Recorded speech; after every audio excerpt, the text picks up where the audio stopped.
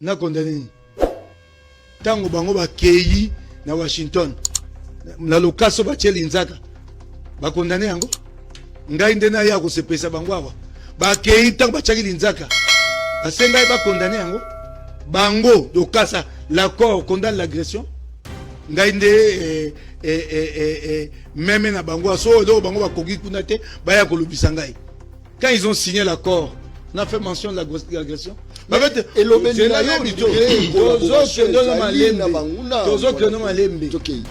tango ba ute ko tchali nzaka na accord babete maboko il y a condamnation de l'agression na accord kako ya ngai nde bango ba ko lubisa ngai bazonga Washington ba tondo komona likatsa na lokasa so ba yena ngo ndenga na condamné na osepelisa yo ndeko Mike na osepeliso makasi parce que le fait ya koloba loba tozu gauche tozu droite et tout ça mais na rencontré yo na makamunyo surtout oyo yo lobelia il a confirmé noir sur blanc que Félix les locaux bon na yoki wana yondo bakisi ko na yoki amona munoko na ete te na yoki amona munoko na ete na yoki amona munoko na ete na okende pona oloba ni fula yango to kende to za exemple concrètement et loko liboso na sengeli ndeko na biso to yeba pe bato baza kolanda ba yeba était le fait que Rwanda lelo a reconnaître par exemple que azali collaborer to pe ko azo collaborer na M23 et c'est bisoté et pour la biso eza eloro moko to lo bango lelo te ou bien to apprendre en sikoté. Nous l'avons toujours dit depuis kala. D'ailleurs président de la République à lobarango mikolonyoso M23 égale Rwanda. Donc batuna biso bazali neti bakanga matoyi po eza Tshisekedi ndazo loba bakangi matoyi bakoyoka te. Siko ba osala semblant ba américain de balobi nde community balongoli matoyi parce qu'ambassadeur États-Unis balongoli biloko po ambassadeur à États-Unis a lobi te. Batuna biso na bakangi matoyi. Banani batunani bato. Bandeko na biso oyo bazali en face na ngai oyo baza ko bwanga na makamunyo so président azali ko sala. eloko musuba kedo tia biso na ko hotel la kate bateka mboka tango tokende Washington tokende makambo nkita te bateka na lobi yango na lobi tokende na malembe tokende tango tokende ki Washington tokende makambo mbongo tokende makambo nkita eloko ba ko benga cadre d'intégration économique régionale et ko sala nini yebisa ngai et communauté tout ça makambo na Rwanda tout ça mabanga na biso talo tout ça boni bokwa ko senga biso biloko za biso bato koyeba soko to sa musana Rwanda tote ne tu pas partir à Washington pour négocier des questions économiques. Félix Tshisekedi mwana twaki biloko na biso mimi ya bien pesa ba américain na deal minerai contre sécurité o balinga ba sala ba américain ba loli yango bafongoli cadre d'intégration économique régionale toke na pesa ndakisa cadre d'intégration économique régionale ndakisa moko balobi to sa musana Rwanda na parc na ko pesa ndakisa to na parc wa biso bengi parc Virunga toza na kuna na mikomboso o ba bengi gorille de montagne ele mbuka ele kamaka mo kilimo bimba parc ya Virunga bandi na Congo e katisi mondela mboka e keite na Rwanda na Rwanda benga ngo parc de volcan siko bazo ba biso na Rwanda to banda ko sa musala ya tourisme ya parc Rwanda lelo oyo baza très développé dans le tourisme Mobu Moleki le Rwanda a reçu 1 300 000 visiteurs le Congo 0 nous sommes pas organisés en matière de tourisme pour la nini tous organisés au go tunaye alu kelokaka le kasa ya moke o ba comment les sites touristiques de Kinshasa, je ne dis pas du Congo, avant dans la Kinshasa, ça n'existe pas.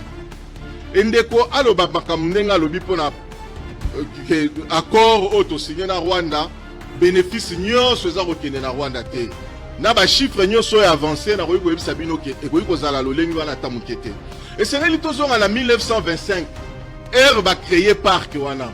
Herbe a créé parc ya Virunga, Herbe wana ba benga ngo parc Albert. Tozali pays moko RDC Rwanda, Urundi. Ozomon, ye moko a expliqué ngwa malamu, abi ezali na kati wana ezali zamba pe ezali na ngomba. Papa, kuna tuza na frontière à Maïté, que non frontière à Mayo e kati siawa, bino bosuki kuna, ba msusu basuki kotoyo. Eza ngombe bandi na Congo e baluki eketi na ngambo ezaki ya Rwanda. Et donc Toroï Koloba est effectivement ezali et patrimoine moko Toroï ko utiliser d'une manière commune. Pour la nine. Place oyo yango ezaleli en tant que parc. Ozomoni. Place parc ezaleli. Otali côté à République démocratique Congo. Là côté à Rwanda. Biso na bango tozali na ba accès oyo ezali ndenge moko te. Ozomoni. Donc oroyi ko matela côté à Rwanda, oza déjà na kati ya parc wana. Si yokobi la côté à République démocratique du Congo, oza kaka na kati ya parc oyo kotaki. Biso lelo to benga ngo Virunga bango ba benga ngo ya un parc ya volcan. Et loko moko ba comment échanger. Ça n'empêche pas que biso to collaborer ensemble na bango pour être par exemple revenu nyonso oyo ko bima na kati ya gestion commune ya parc wana to kabola na bango. C'est ça le partenariat. Ils comprennent pas ce qui se passe. Ce n'est pas le gouvernement américain qui viendra investir ici. Cet accord est creux. Cet accord va être là. Trump doit convaincre les investisseurs américains pour qu'ils viennent. Les investisseurs, après, pour arrêter dans Mboka Ambiso. Pour arrêter. Pour arrêter. Oh. Nga pas langa soya sakanango na betele maboko. Nga sakanango te. Regarde, na pese ndaki sasuka. Regarde ce que Trump a sali dans ma Camerounais en Congo. Il a pris le pétrole vénézuélien. Na vu yango. Babé bisa biloko na biso. Abengi ici. Ba pétrolier minene. Chevron, Exxon, abengi ici bon. Ba biseni. Token Venezuela te. 1. L'investissement coûte très cher. Il faut plus de 100 milliards de dollars pour réhabiliter les infrastructures pétrolières du Venezuela. 2. Le pétrole du Venezuela est lourd. Pour ils ont dit non. Très bien. Donc, vous, quand vous y allez, vous croyez que c'est le gouvernement américain qui viendra investir. Merci beaucoup. Très bien.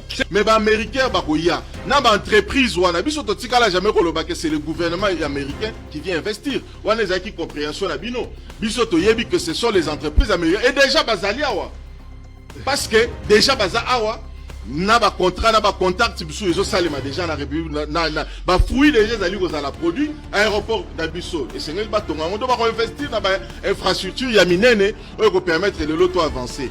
Donc ndenge zali je vais soutenir accord au tozana ngona États-Unis parce que accord il y a RDC na États-Unis tikala ko zalate. Je vous dis que vous avez des pays comme Corée du Sud, pays comme Japon. Et ça là-bas, accord sécuritaire aux États-Unis. Mais même sur le plan, il y a équipement, il y a technologie, Japon, l'équipe sur Moussika. Corée, l'équipe sur Moussika. Mais pourquoi vous allez solliciter sécurité aux États-Unis pour et protéger Bango? Et ils payent pour ça à peu près 3 milliards de dollars chaque année pour leur permettre. Et donc voilà. Congolais tout bazar Hollanda biso. Ezali accord problème ya bande konabiso ezali. Avant problème ya bande konabiso ezali accord wana ezali négocié par le gouvernement. Tshisekedi. C'est tout ça le problème qui le mal. Les alliés parce que les alliés accordent discuter dans le gouvernement Tshisekedi. T'aurais qu'on ça Félix Tshisekedi. Toko pesa ye honneur te, toko pesa merci te. C'est pour ça bazali ko combattre na bango. Na mutema na bango. Non, ba yebi bango moko. Na fond ya mutema na bango. Était avantage des alliés belés pour la République démocratique du Congo na niveau et accord au bisoto. Ça les tika la rozalate. Jamais la RDC signa ba accord wana. Vous savez? Elle ne sait pas makasi. Oh, makasi au salante. Première fois Mayele o adie. Pour nous côté que les Congolais ne l'ont pas. Oh, l'intelligence qu'il a mis à vendre aux Congolais un produit périmé. Ça c'est fort. Oh, ça c'est formidable. Oh, nous avons notre parc. Au lieu que les touristes débarquent à Goma, accèdent à notre parc. Vous voulez que les touristes débarquent à Kigali. Et vous expliquez sa montagne. Qu'est-ce que la montagne a à faire? Nous avons notre parc avec accès à partir de Goma. Même toi, qui pardon,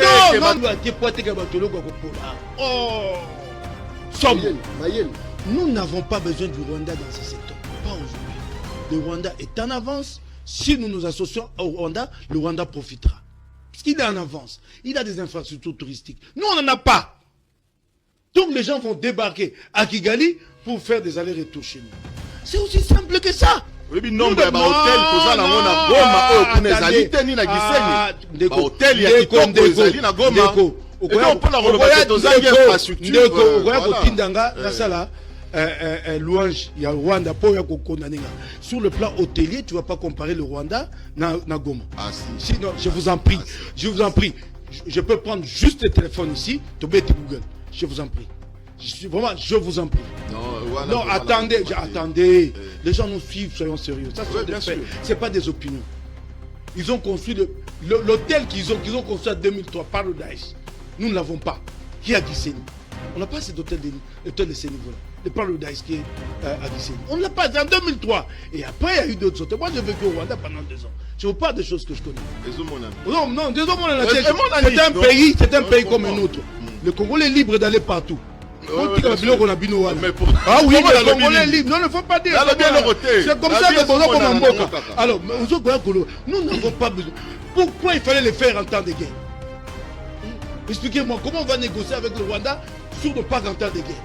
Donc, ça dit que nous avons négocié une arme à la tempe. C'est ça? Si il fallait tout ça. Attendez, tout ce temps-ci, Maïe les hommes, vous voyez qu'il fallait négocier avec le Rwanda. Il fallait attendre la guerre. Et pendant la guerre, nous avons négocié les couteaux sous la gorge. C'est ce que vous reconnaissez.